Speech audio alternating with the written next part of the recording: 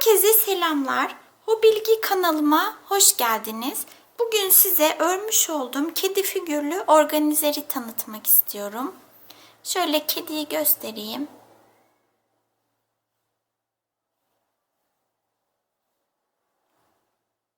Şurası bardaklık kısmı. Önce kedinin boyunu ölçelim. Şöyle koldan başlıyorum.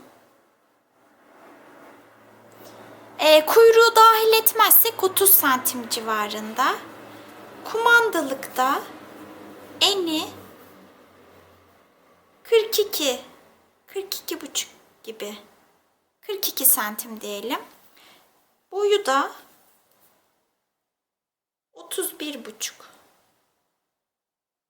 32 diyelim boyuna da.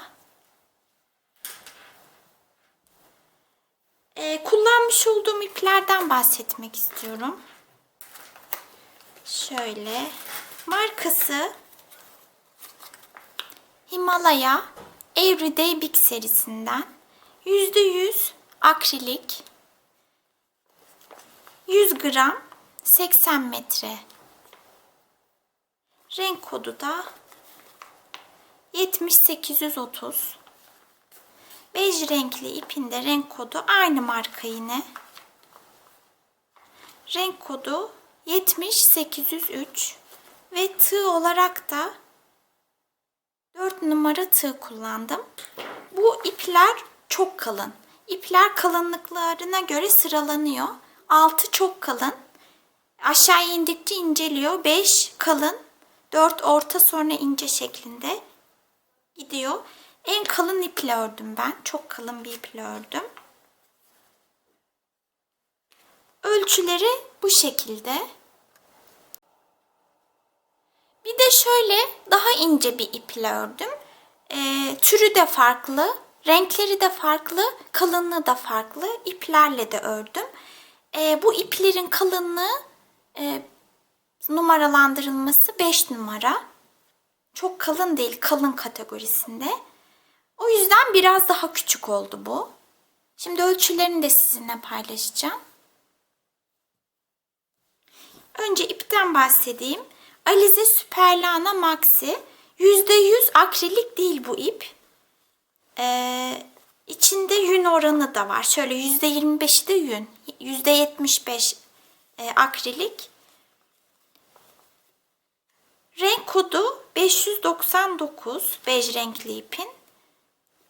Şöyle 100 metre ve 100 gram. Bu ipten bir tane aldım. Bir yumak aldım ve bitmedi. Taba renkli ipinde renk kodu yine aynı marka. 36. Bu ipten de 4 yumak almıştım. Bu kadar kaldı. Yani 4 yumak yeterli oluyor. Şimdi şundan da bahsetmek istiyorum. Ben bu organizeri örerken de 4 numaralı tığ kullandım. 3 numaralı tığla örmeyi denedim. O çok ince geldi. Bende 3,5 numaralı tığ yok. Sizde varsa deneyebilirsiniz. Ben 4 ile ördüm. Elimi sıkı tuttum. Gayet de güzel oldu. Şimdi bunun da ölçülerini sizinle paylaşacağım. İp biraz daha ince olduğu için daha küçük oldu. Şöyle 27-28 santim. Yani diğer organizerden 2-3 santim daha küçük oldu. Şöyle eni, kumandalığın eni 41 santim. Boyu da 28,5 gibi.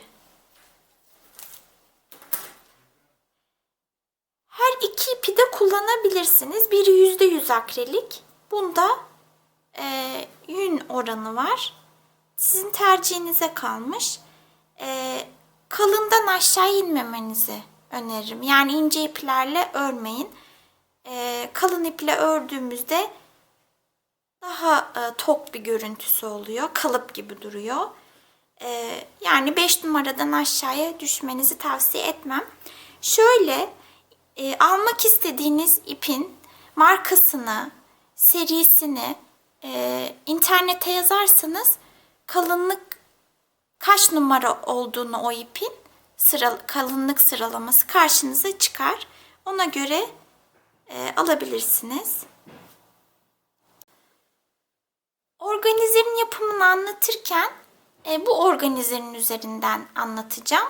Tarifler aynı. İplerdeki kalınlıklar değiştiği için boyut değişti sadece. Mesela bundaki ilmek sayımı bu kedinin boyunca belirledim. Zincirimi ona göre çektim. 46 zincir çektim. Daha ince olan taba renkli ipte 2 zincir az çekmiştim. Çünkü onun boyu biraz daha kısa. Şimdi dilerseniz örmeye geçelim. İlk bölümde, yani şu an bulunduğumuz bölümde kafayı, kulakları ve kolları anlatacağım. Kullandığım malzemeleri videoların açıklama kısmında belirteceğim. Video içerisinde de sizinle paylaşıyorum.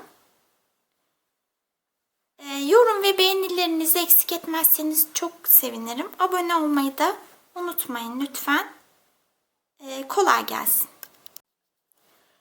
Kaç yumak ip kullandığımı belirtmeyi unutmuşum. Bej renkli ipten bir yumak ip kullanmadım. Bu kadar kaldı. Yani bir yumak ip yeterli olacak bej renkli ipten. Kahverengi ipten bu 6. yumaktan kalan 6 yumak ip almanız gerekli. Ama benim iplerim 80 metre uzunluğu. Siz daha fazla uzun bir ip kullanacaksınız. 100 metre ve daha fazlası. O zaman 5 yumak ip yeterli olur. Benim gibi 80 metrelik ip kullanacaksanız kahverengi ipten 6 yumak, bej renkli ipten bir yumak ipiniz gerekli. Tekrar kolay gelsin, keyifli örgüler. Organizeri örerken bu ipleri kullanacağım. Marka Himalaya Everyday Big serisi. %100 akrilik.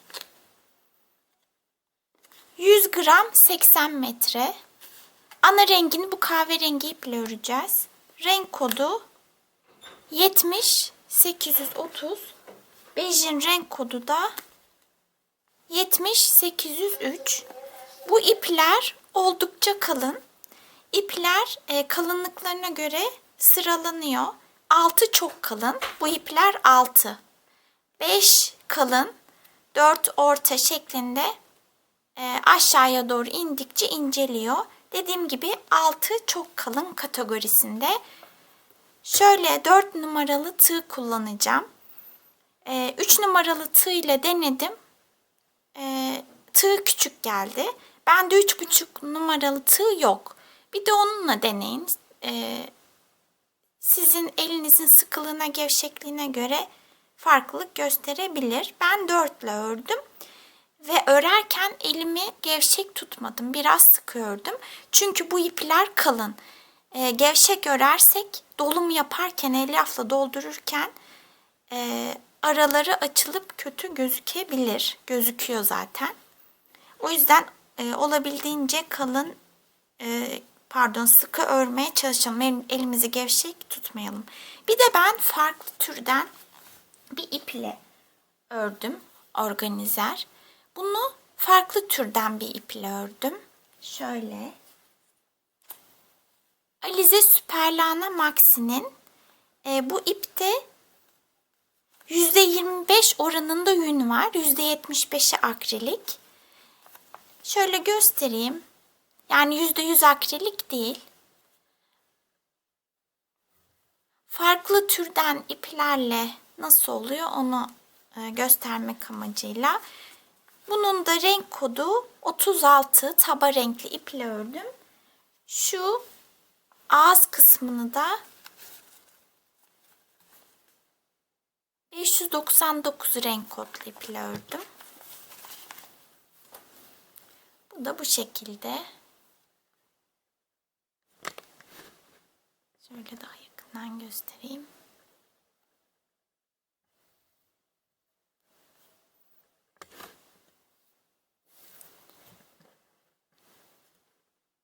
Şimdi örmeye geçelim.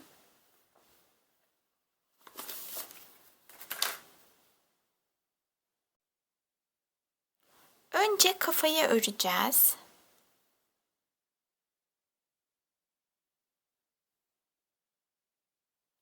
Altı zincir çekiyorum. 1 2 3 4 5 6 zincir çektim.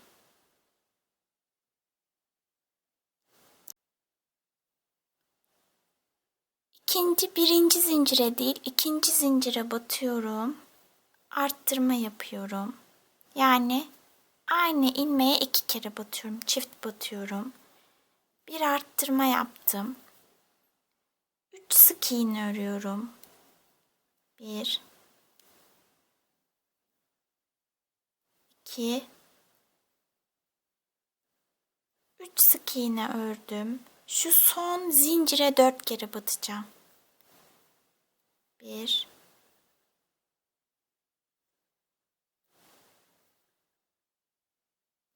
2 Üçüncüyü şöyle karşıya geçerek batacağım.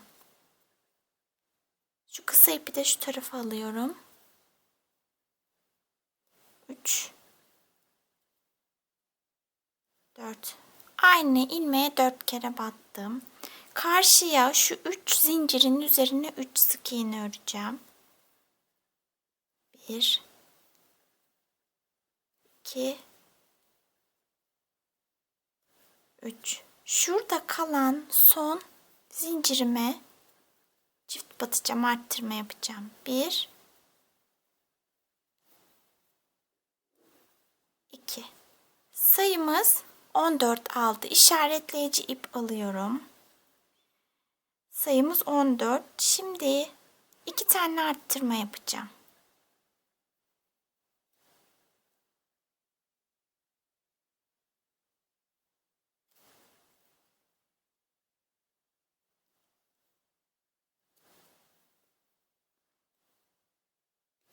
Bir arttırmayı yaptım. Şimdi ikinci arttırmamı yapıyorum.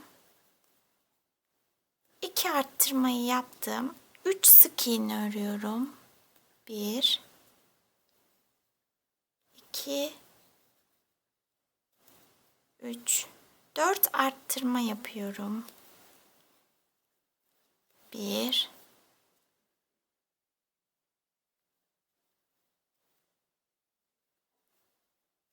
2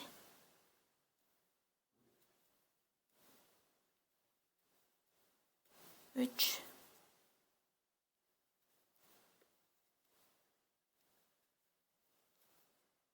4 arttırma yaptım. 3 sık iğne örüyorum. 1 2 3 sık iğne ördüm. 2 tane ilmeğim kaldı. Onları arttırma yapıyorum. 1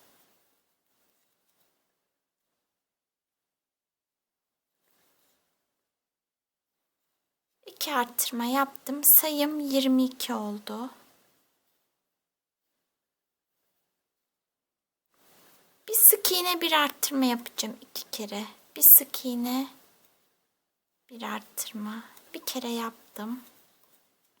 Bir sık iğne, bir arttırma. 2 kere arttırma yaptım. 3 sık iğne örüyorum. 1 2 3 Şimdi bir arttırma, bir sık iğneyi 2 kere yapacağım. Bir arttırdım. Bir sık iğne örüyorum. Bir kere daha. Bir arttırıyorum. Bir sık iğne örüyorum. Şimdi bir sık iğne, bir arttırmayı 2 kere öreceğim. Bir sık iğne, bir arttırma. Bir kere daha. Bir sık iğne, bir arttırma. Şimdi 3 sık iğne örüyorum. 1 2 3. Bir arttırma, bir sık iğne öreceğim 2 kere. Bir arttırma, bir sık iğne. Bir kere daha bir arttırma, bir sık iğne. Sayım 30 oldu. 2 sıra 30 sık iğneyi örelim.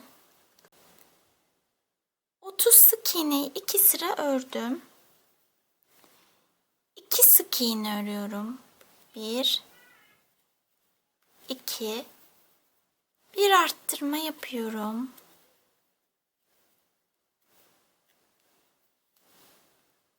8 sık iğne örüyorum. 1 2 3 4 5 6 7 8. Bir arttırma yapıyorum. 3 sık iğne, bir arttırma yapacağım 4 defa. 1 2 3. Bir arttırma. Bir kere yaptım. 1 2 3 sık iğne, bir arttırma. 2 kere yaptım. 1 2 3 sık iğne, bir arttırma. 3 kere yaptım. Bir kere daha yapalım. 1 2 3 sık iğne, bir arttırma. 2 ilmeğim kaldı. 1 2. Sayımız 36 oldu. 36 sık iğneyi 2 sıra örelim. 36 sık iğneyi 3 sıra ördüm. 2 sık iğne örüyorum. 1 2. Bir arttırma yapıyorum. 7 sık iğne örüyorum. 1 2 3 4 5 6. 7.den ipimi çıkarmıyorum tığdan. Bej rengi ipe geçeceğim. Şöyle başta biraz ip bırakalım. Kahverengi iple birbirine bağlayıp sabitleyeceğiz sökülmesin diye. Şimdi ipimi geçiriyorum. Bir tane sık iğne örüyorum. Bir taneyle başlıyoruz. Tığımın üzerinden ipleri çıkarmadım. Kahverengiye geçiyorum. Renk geçişi yaptık. Şimdi örmeye devam ediyorum. 3 sık iğne örüyorum. 1 2 3. Bir arttırma yapıyorum. 4 sık iğne, bir arttırma yapacağım. 1 2 3 4. Bir arttırma. Bunu 4 kere yapacağım. 1 2 3 4. Bir arttırma. 2 kere yaptım. 1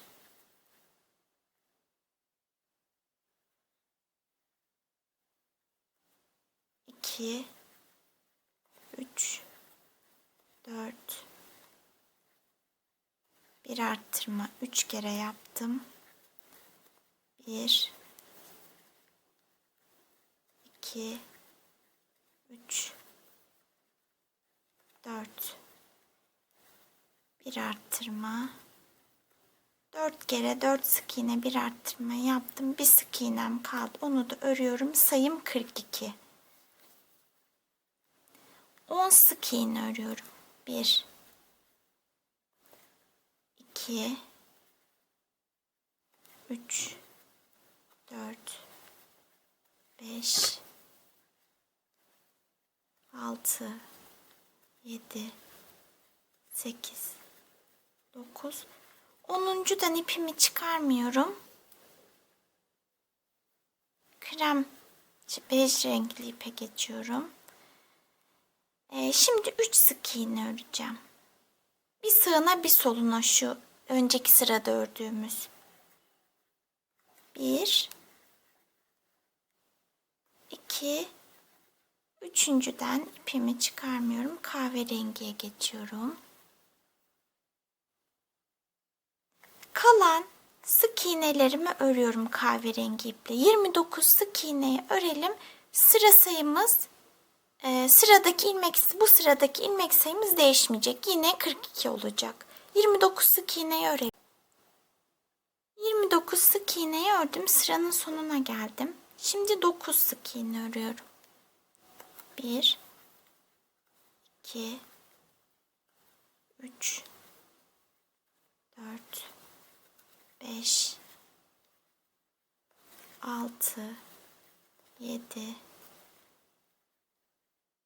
8, 9'uncudan ipimi çıkarmıyorum. Şu bej renkli ipi germeyelim çünkü buradayken buraya geçirdik. Şöyle şurası gerilmesin. Şimdi de 3 yapmıştık önceki sırada, 5'e çıkaracağız onu.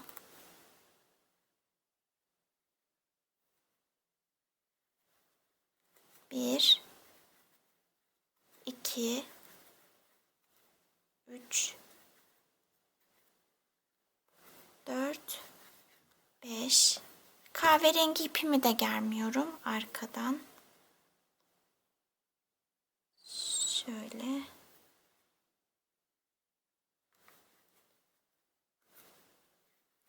Şimdi kahverengi iple sıranın sonuna kadar 28 sık iğneyi örelim. Yine ilmek sayımız değişmiyor. 42. 28 sık iğneyi ördüm sıranın sonuna kadar. Şimdi 8 sık iğne örüyorum. 1, 2, 3, 4, 5, 6, 7, 8'den ipimi çıkarmıyorum.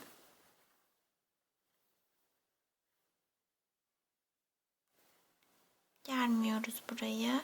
Şimdi bej renkli iple 7 sık iğne öreceğim. 1, 2, 3, 4,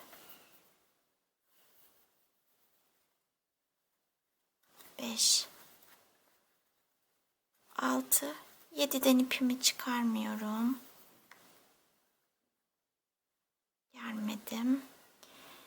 Şimdi kalan sık iğnelerimi öreceğim.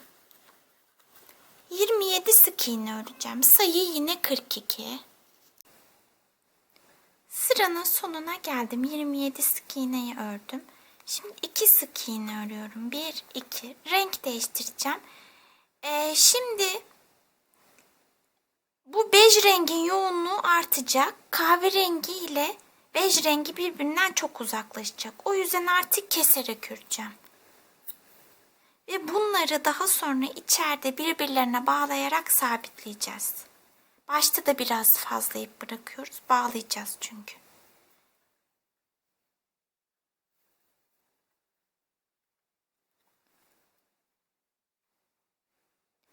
Bir sık iğne bir arttırma yapıyorum. Bir sık iğne bir arttırma. Şimdi 3 sık iğne bir arttırma yapalım 4 defa. 3 sık iğne bir arttırmayı 4 defa ördüm. Bir de 2 sık iğne örüp renk değiştireceğim. İkinciden ipimi çıkarmıyorum. Şuradaki kahverengi ipi de kesiyorum.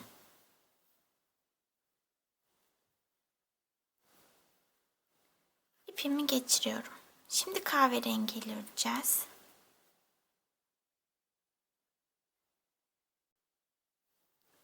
Kahverengi iple bir sık iğne bir arttırma yapıyorum. Bir sık iğne bir arttırma. Şimdi kalan 18 sık iğneyi örelim. Sıranın sonunda sayımız 48 olacak. Kalan 18 sık iğneyi ördüm. Sayım 48. 18. sık iğneden ipimi çıkarmıyorum. Bej rengi ipe geçeceğim. Ama önce şunu göstereyim size. Böyle çok ilerlemeden, çünkü iç hacmi büyüyecek, yüksekliği ve hacmi, bu ipleri birbirine bağlamamız zor olacak. Birkaç sırada bir böyle kalan ipleri sağlamlaştıralım, keselim. Şuradakileri de, şunlar karşılıklı kalmış. Çok germeden bunları da birbirine bağlayalım.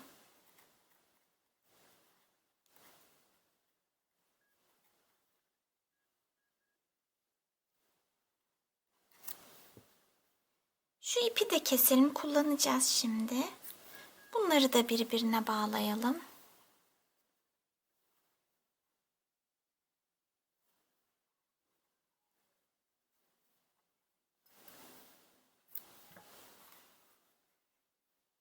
Şimdi alalım bej renkli ipimizi.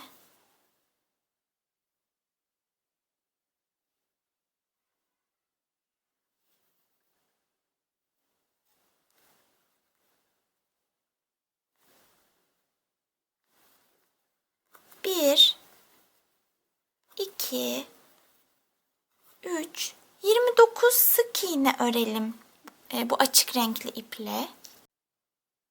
29 sık iğnemi ördüm. Şimdi kahve ipi alıyorum.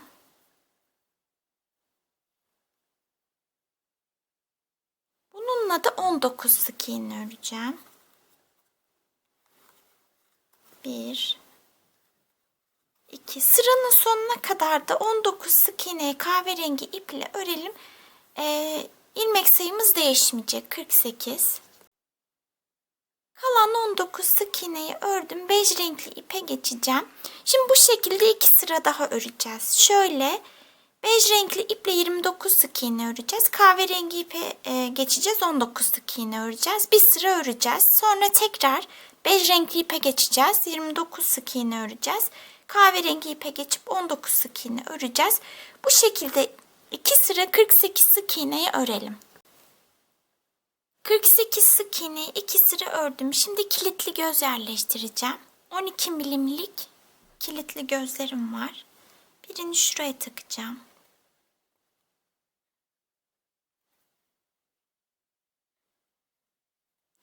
Kilidini de takacağım.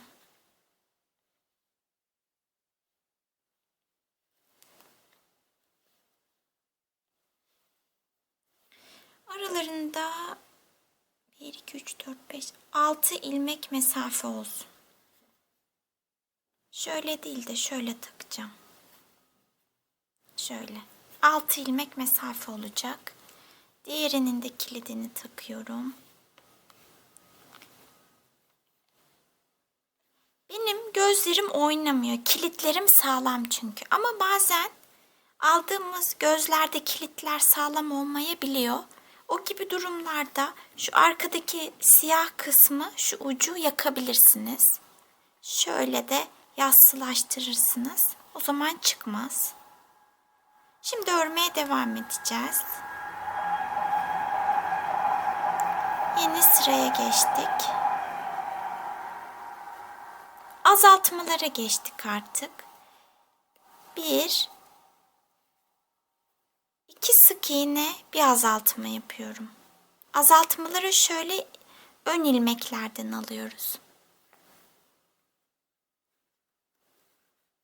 2 sık iğne bir azaltmayı toplamda 12 defa sıranın sonuna kadar öreceğiz. Sayımız 36 olacak. Diyelim ki şunu da göstereyim. Son 2 ilmekte bir sık iğneyi ördünüz. Şöyle bir sık iğneyi ördünüz. 2 sık iğne bir azaltma yaptığımız için ikinci sık iğneyi kahverengi ile öreceksiniz. Yani şuradaki renk geçişlerini bozmayalım. Şimdi 2 sık iğne bir azaltmayı sıranın sonuna kadar 12 defa örelim. Sıranın sonunda sayımız 36 olacak. 2 sık iğne bir azaltmayı toplamda 12 defa ördüm. Sayım 36.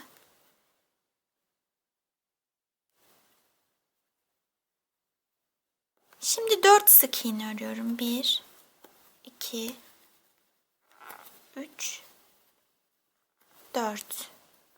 Bir azaltma yapıyorum. Bu 4 sık iğne bir azaltmayı 6 defa öreceğiz. Sıranın sonunda sayımız 30 olacak. 4 sık iğne bir azaltmayı toplamda 6 defa ördüm. Sayım 30. İçerisinde elyafla doldurdum. Şimdi yeni sıraya geçiyoruz. 3 sık iğne örüyorum. 1, 2,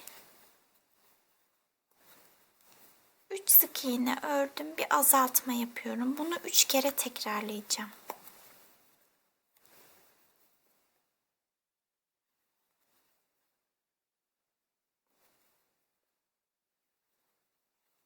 Bir, iki, üç. Bir azaltma. Bir kere daha yapacağım. Bir, iki, üç. Bir azaltma. Şimdi 2 sık iğne örüyorum. Bir, iki, azaltma yapıyorum. Renk geçişimin olduğu yere geldim. Kahverengiye geçmeliyim.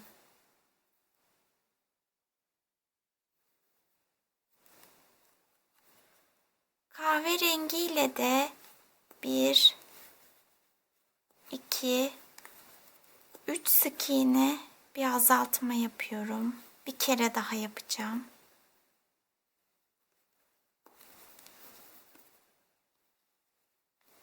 Bir,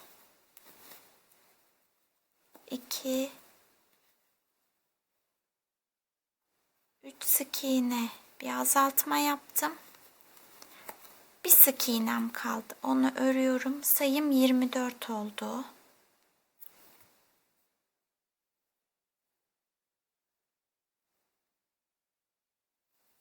Yeni sıraya geçiyorum. 1, 2, 3 sık iğne ördüm. Şimdi bir sık iğne bir azaltma yapacağım. 6 defa bir sık iğne bir azaltma yapalım. Bir sık iğne bir azaltmayı 6 defa ördüm. 3 sık iğnem kaldı. 1, 2, 3. Sayımız 18 oldu. Bir zincir çekiyoruz. İpimizi uzun kesiyoruz. Çünkü bu iple kafayı gövdeye dikeceğiz. Şimdi bu içerideki ipleri birbirine bağlayalım. Daha sonra sıkı bir şekilde şöyle şuraları da güzelce her yerini sıkı bir şekilde dolduralım. Kafayı doldurmadan önce gözün yerini değiştirdim. Şu gözü bir ilmek sola aldım. Aradaki iki göz arasındaki mesafe 5 oldu.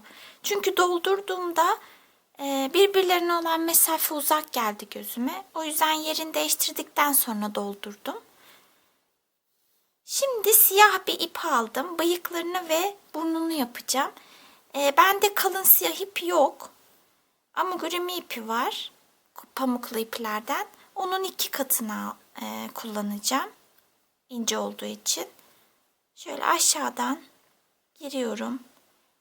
Bir ilmek atlıyorum. Şu zaten yarım ilmek. Onu saymayalım. Bir ilmek atladım. Şöyle 3 ilmek alacağım. Ve şuradan da bir ilmek aşağı ineceğim. Bunda eğim vereceğim şöyle. Şöyle şuraya batıyorum.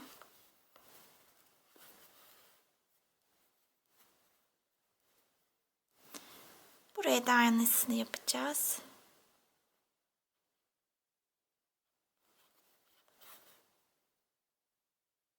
Üç ilmek. Bir ilmek aşağı ineceğim.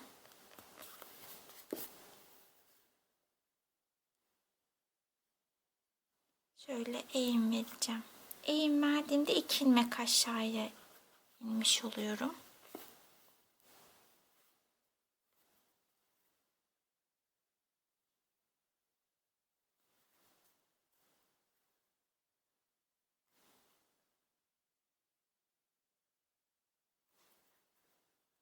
Şimdi de burnu yapalım.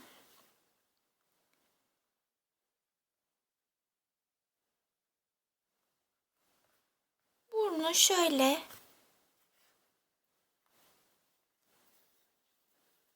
bu ipim yetmeyecek sanırım. Size göstereyim, ben sonra tekrar işlerim. Şöyle 2 ilmeği alacağım, ortadaki 2 ilmeği. Şu bir alt ilmekten ortaya battım.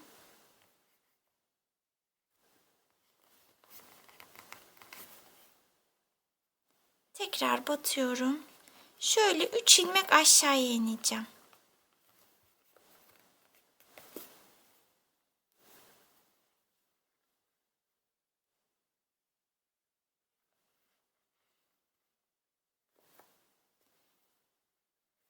Bunu böyle şuradan çıkaracağım. Şöyle olacak. Şuradan çıkaracağım, bağlayacağım ikisini de. Burnumuz da bitmiş olacak. Şimdi kulakları yapalım. İkisi de aynı. Birini yapalım. Diğerini de aynı şekilde öreceğiz. Sihirli halkanın içerisine 6 sık iğne öreceğim. 1 2 3 4 5 6. Şu ipi çekiyorum.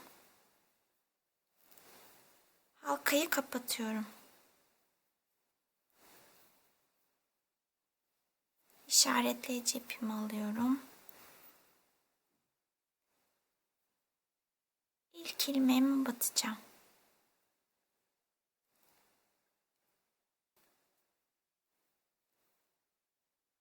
İki sık iğne ördüm. Bir arttırma yapıyorum. Bir kere daha 2 sık iğne, bir arttırma yapacağım. 2 arttırma yapmış olacağım. 1 2 sık iğne, son ilmeğime bir tane arttırma yapacağım. 2 sık iğne, bir arttırmayı 2 kere ördüm. Sayım 8 oldu. Şimdi 3 sık iğne öreceğim. 1 2 3. Bir arttırma yapıyorum. Tekrar 3 sık iğne, bir arttırma yapacağım. 1 2 3. Bir arttırma. Sayımız 10 oldu. Şimdi 4 sık iğne, bir arttırma. 1 2 3 4 sık iğne, bir arttırma yapıyorum. Bir kere daha yapacağım. 1 2 3 4. Bir arttırıyorum. Sayımız 12 oldu. Şimdi 5 sık iğne, bir arttırma yapacağım. 1 2 3 4 5. Bir arttırma yapıyorum. Bir kere daha yapacağım. 1 2 3 4 5. Bir arttırıyorum. Sayımız 14 oldu. Şimdi son sıradayız. Arttırmalarımız bitecek. 6 sık iğne bir arttırma yapacağım 2 kere. 1 2 3 4 5 6 bir arttırma bir kere daha. 1 2 3 4 5 6 bir arttırma. Sayımız 16 oldu. Artık örmeyi bitirdik. Şimdi karşılıklı sık iğnelerle birleştireceğiz. İşaretleyicimin olduğu ilmeğe batıyorum. Bir de şöyle karşıya batıyorum.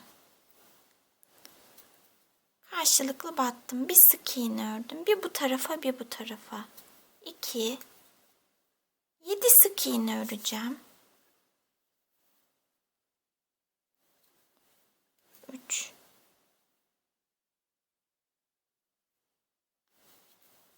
4 5 6 7.'yi şöyle öreceğim. 7. Bu şekilde oldu. Bir zincir çekip ipimi uzun kesiyorum. Çünkü kafaya dikeceğim bu iple. Şimdi bu kulaktan bir tane daha örelim. Şimdi kulağa yerleştireceğim. Sonra da dikeceğiz. Şöyle 2 katını kestim ben. Kalın olunca dikmesi çok zor oluyor. Şöyle tepeye konumlandıracağım. 7 ilmekte aşağı ineceğim. 1, 2, 3, 4, 5, 6, 7. Şurası da bitiş noktamız. Şimdi dikeceğiz. Bir kulaktan alacağım, bir kafadan.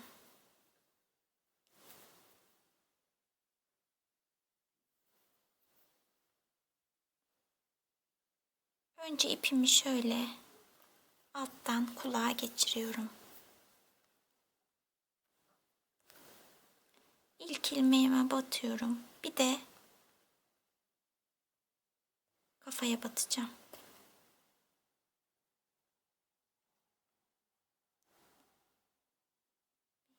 1, 2, 3, 4, 5, 6, 7 şuraya.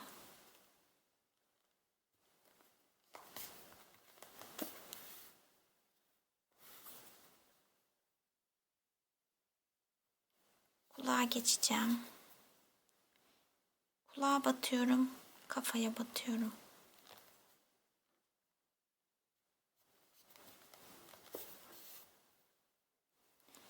Kulağa geçiyorum.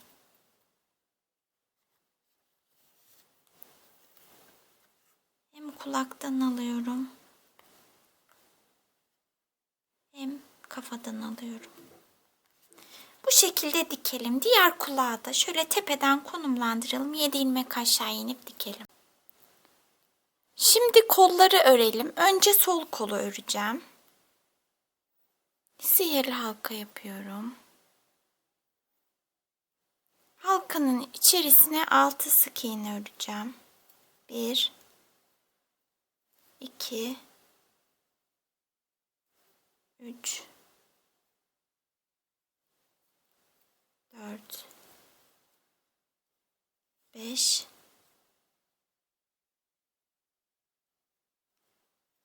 6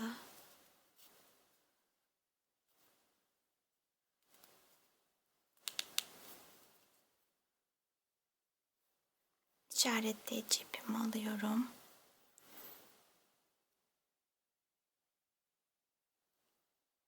Şimdi her bir ilmeğe arttırma yapacağım. Yani 6 arttırma yapacağım. Bir arttırma yaptım. 2,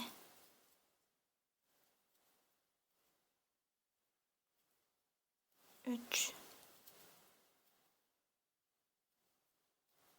4,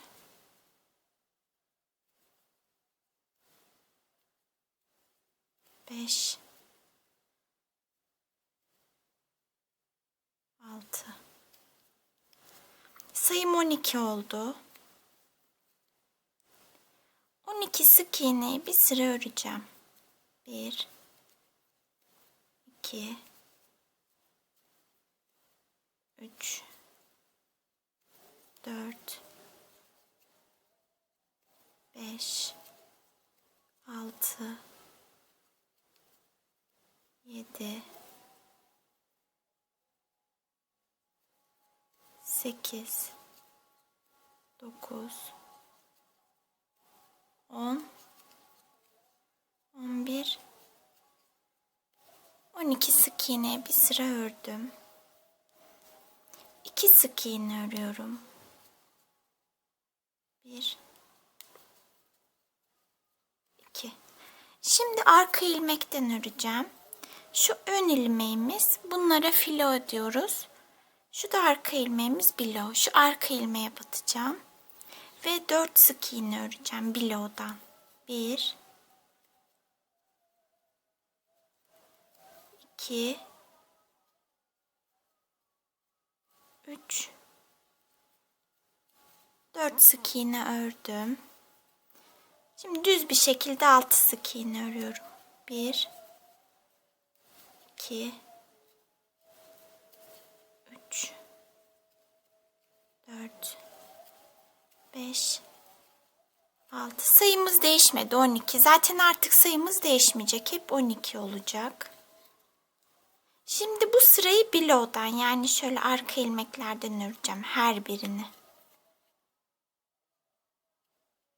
12 sık iğnenin her birini arka ilmekten örüyorum. 1, 2, 3, 4, 5, 6,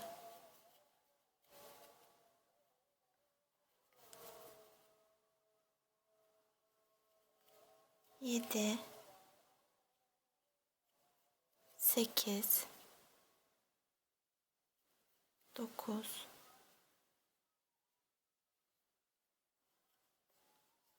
10,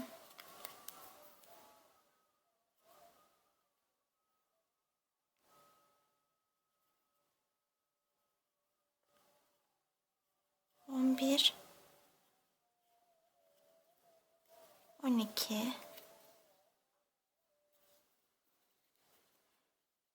Şimdi şöyle yapacağız. Normalde buraya örmem gerekiyor. Ama bir alt sıraya ineceğim. Şuraya. Şurayı bilo'dan örmüştük. Şunlar şu kısa çizgiler. Şunlar filolar. Şimdi bu bir alt sıradaki filoların ikisine batıp 2 sık iğne öreceğim.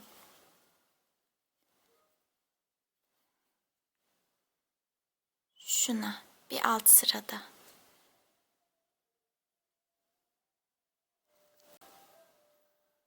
Şuna batıyorum. 1. Yanındakini de batıyorum. 2 sık iğne ördüm. Şimdi bunun da bir alt sırasına ineceğim. Şuraya 4 tane bilo'dan sık iğne örmüştük. Onların her birine sık iğne öreceğim. Yani 4 sık iğne öreceğim şu filolara. 1, 2, 3, 4. Şimdi bir üst sıraya çıkıyorum. Şuradaki filolardan alıyorum. 1, 2 sık iğne ördüm. Artık yukarı en tepeye çıktım. 1,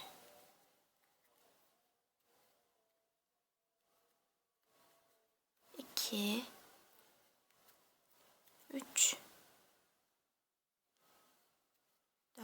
Şimdi renk değiştireceğim.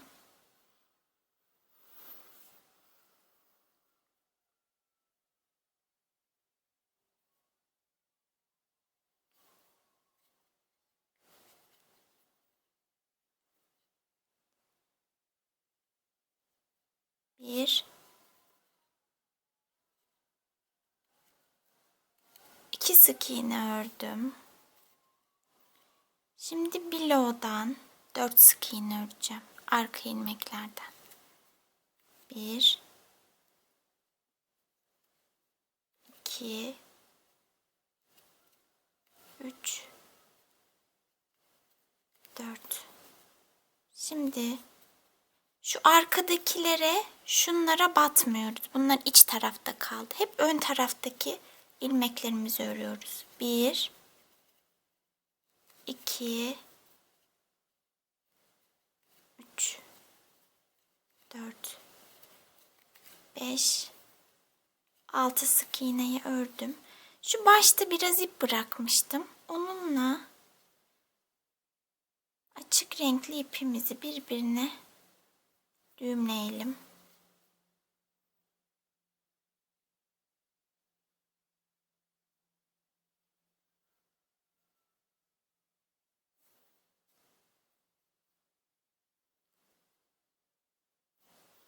İkisini de keseceğim şimdi.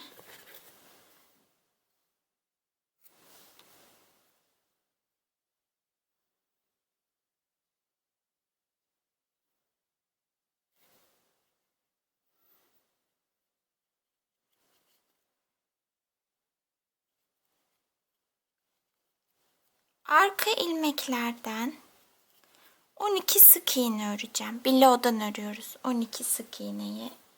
Sonra şöyle elyafla dolduracağım içerisine.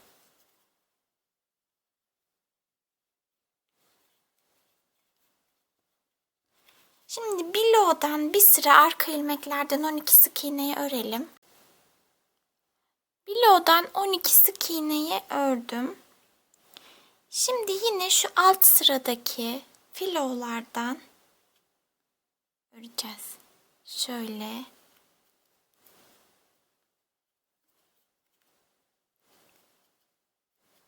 Bir.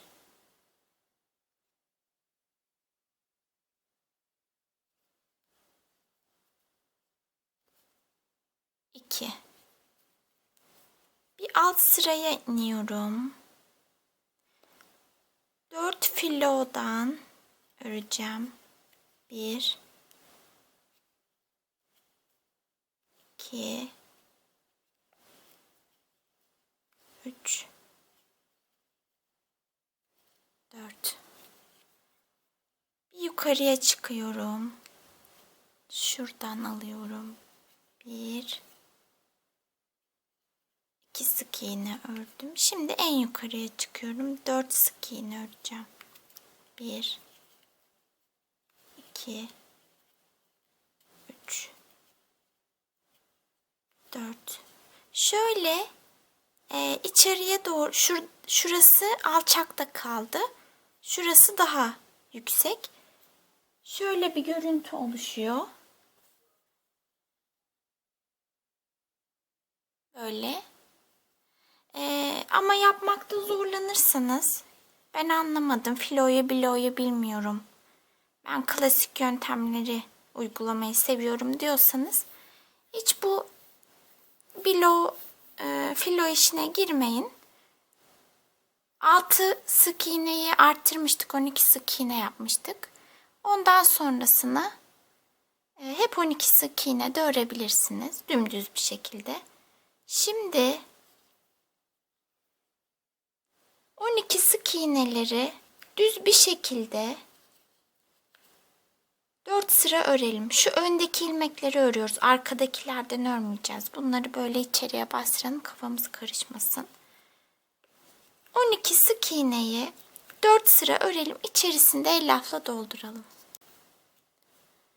12 sık iğneyi 4 sıra ördüm. Şimdi 4 sık iğne örüyorum. Son sırada 4 sık iğne öreceğiz. 1, 2, 3, 4. Bir zincir çekip ipimi kesiyorum. Sol kolumuz bitti. Şimdi sağ kolu öreceğiz. İkisi de aynı olacak. Sadece son sıradaki ilmek sayılarında farklılık olacak. Şimdi son sırada 4 sık iğne ördük sol kolda. Sağ kolda sık iğne sayımız farklılık gösterecek. O yüzden aynı bu şekilde sağ kolu da son sıraya kadar örelim. Sağ kolu da sol kolda ördüğümüz gibi son sıraya kadar ördük. Şimdi son sıradayız. 6 sık iğne örüyorum. 1 2 3 4 5 6 sık iğne ördüm. İpimi kesmiyorum. Bu iple gövdeyi örmeye devam ettireceğiz. Bu sağ kolla gövdeyi öreceğiz. Bu bölüm öreceklerimiz bu kadar. Kafayı ördük. Şöyle. Kulakları ördük. Kolları ördük. Bir dahaki bölümde de ikinci bölümde gövdeyi, kuyruğu, bir de kumandalık kısmı, tabanı öreceğiz. Tekrar görüşmek üzere. Hoşça kalın.